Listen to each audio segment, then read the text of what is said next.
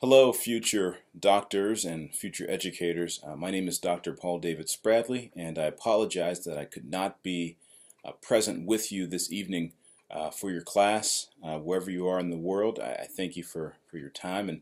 And so I am the director of the Center for Student Success. I'd like to talk to you a little bit about what I do and how I got into this role, the opportunities that it could provide for you. So if you see me looking down, I'm just looking at my notes.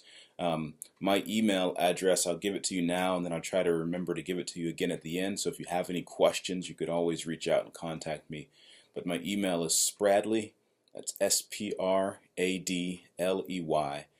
Spradley at rmu.edu. So Spradley at rmu.edu. Email me with any questions.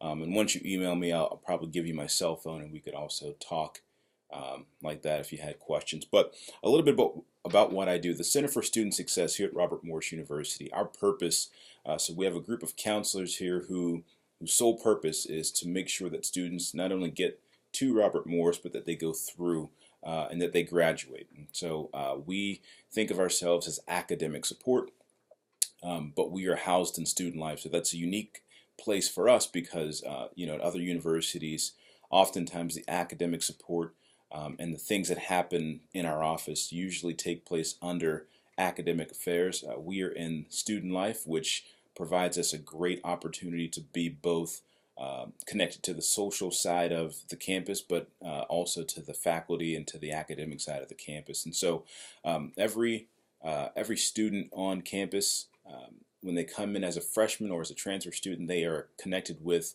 an academic advisor and an academic counselor, which is what comes out of our office. And so over the course of the year, we are responsible for, we send nudges to students. Sometimes faculty will reach out to us through early alerts and say, hey, I've got a student in my class who's missed 12, who's missed of a 12-week class. They've already missed 4 or 5 days, and that's problematic, and we need some help in that space. And so we will send emails out. We try to help the student almost like a coach through their academic career. So in their freshman year, a lot of times students are just needing support on how to study, on how to think about school, how to think about their next steps, understand that one of the things that we try to help educate the university with and our partners is that the students may come into the university as 4.0 high school students, but they've also never been a college student before. And so what we try to do is make college, help make sense of what college is for the students that are coming in as freshmen.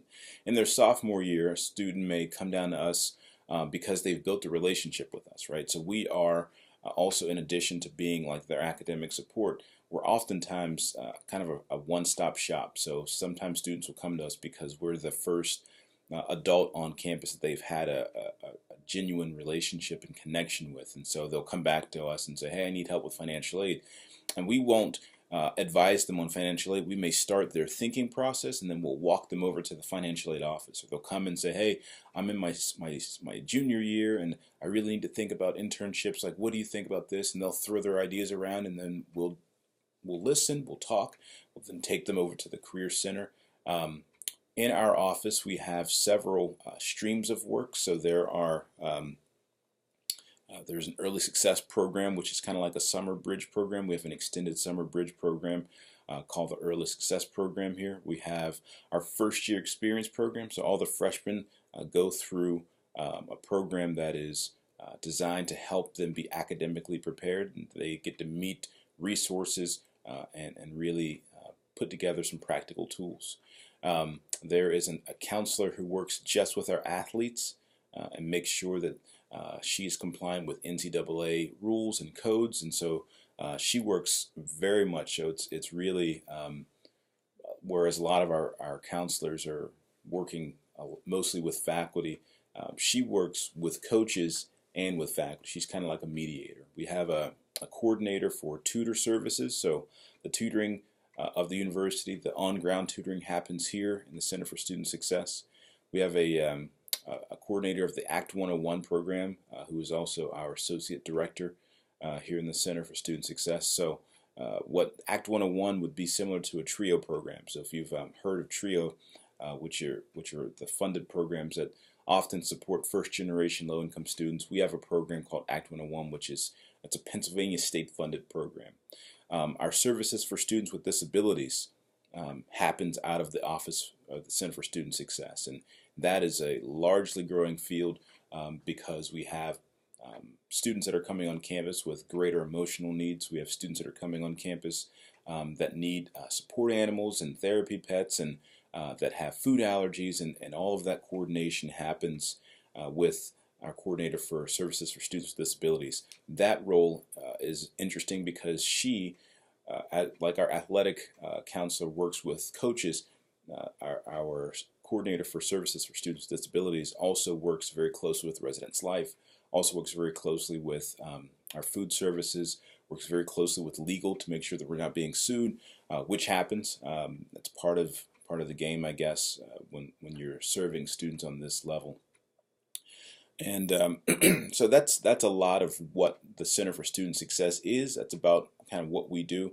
What I do specifically, a lot of my day-to-day responsibilities revolve around managing people. So I've got my emails are out of control, which is, kind of to be expected on this level.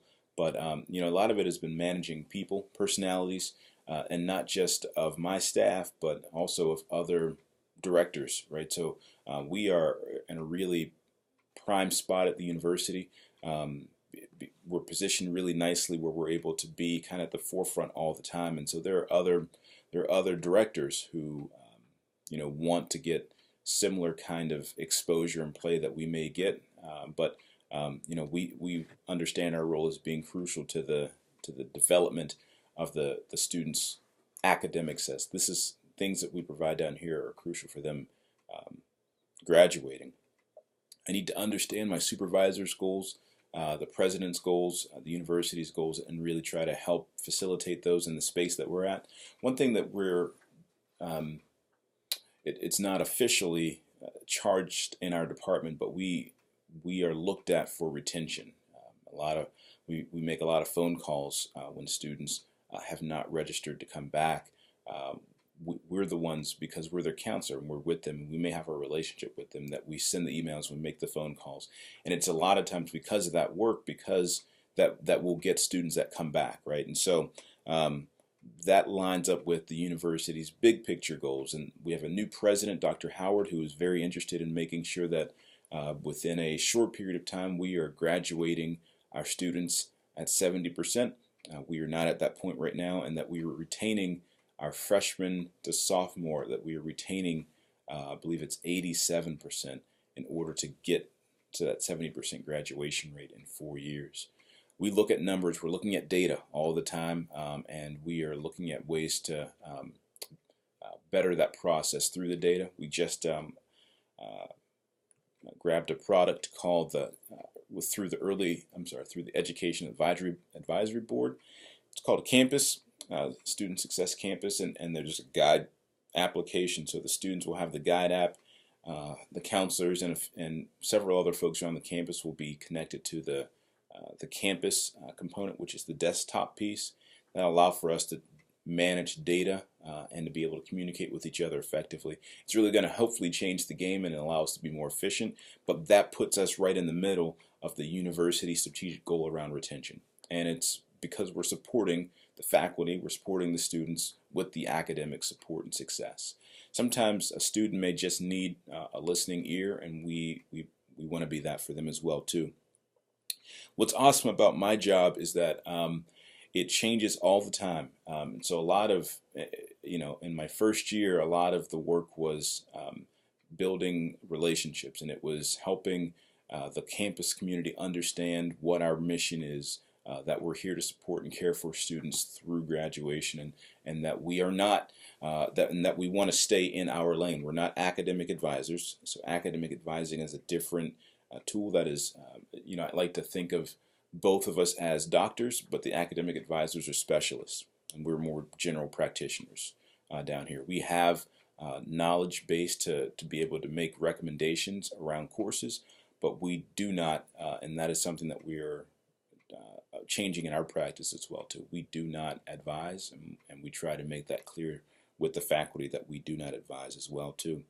I think some of the benefits of working in a role like this, I really get to see the needle being moved. So I can give you hundreds of examples, but there was a student that came in and he had a situation where he was smoking marijuana in his room, and he came back to me and he said, you're the only adult on campus that I think I can talk to. I just don't know what to do. I'm scared to death. Like I haven't done this in so long. It was just stuff that was in my old book bag, and so he told me the situation. I helped him through what that looks like, and he's taken on leadership responsibilities in the campus after that.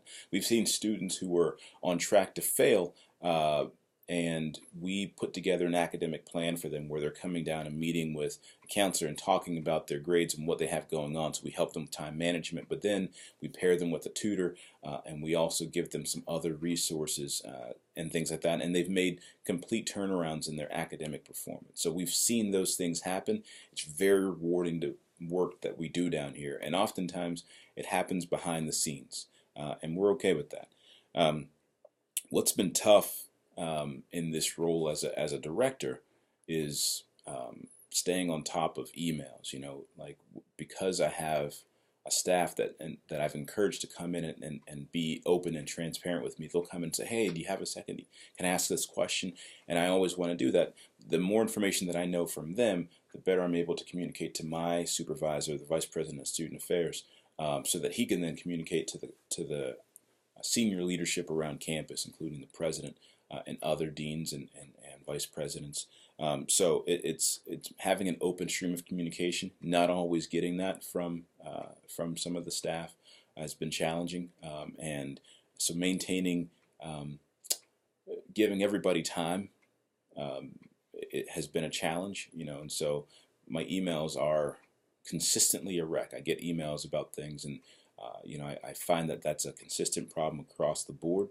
But managing emails, staying on top of different personalities, when people are kind of gruff, and you're trying to help navigate through problems, it's not always beneficial to be a bull and say you're doing it my way because I'm the boss.